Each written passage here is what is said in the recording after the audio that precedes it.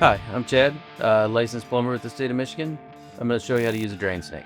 Basic equipment you're going to need: bucket, catch some water, eye protection, gloves, and potentially a pair of channel locks. So your first step is going to be getting your bucket, getting it underneath what is the P-trap. That's the drain, that's the part that makes the U at the bottom.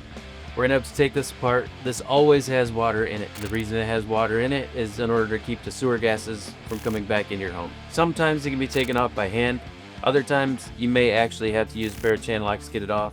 In this case, it came right off, so we don't have to worry too much about that. And then the part that is going to have to come off as well is going to be this long piece going back into the wall. This drain is the one that's going to be plugged, so that's the one we have to access, is the one that's coming into the wall. So we've got ourselves a small hand snake here. Perfect for residential use, for a customer to use on a DIY project like this.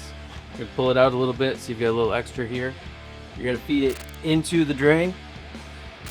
And basically, you're gonna push. There it goes, went right through that first one. We're gonna try and find that clog. So what we're gonna do is you're gonna push until you get to a point where it gets stopped. Once it's stopped, we're just going to start rotating to see if we can get that thing to continue on down through and see if we can break through that plug.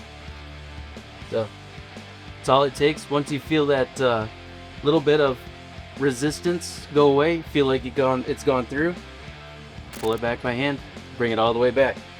So shouldn't be too terribly difficult. Something you can definitely take care of on your own. This one came back fairly clean, so not too many issues with this drain, but we have one in the future, you know how to take care of it. All right, so now we're gonna put everything back together. We've got the drain cleared, it's all good to go.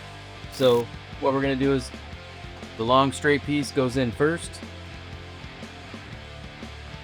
Once you get that in there, the trap portion goes in next. Tighten up all three nuts that you loosened earlier. Typically I'll start by just getting them good and hand tight. We'll run some water through the drain to make sure the drain is functioning the way that it's supposed to be. Then from there, we'll go through and use the channel lock to tighten things up, make sure there's no leaking down the line. If you found this video helpful, then subscribe to our channel and comment what other home tips you'd like to see next. If you want to see another home tip video, check this video here. This has been Home Tips with Custom Built Design and Remodeling.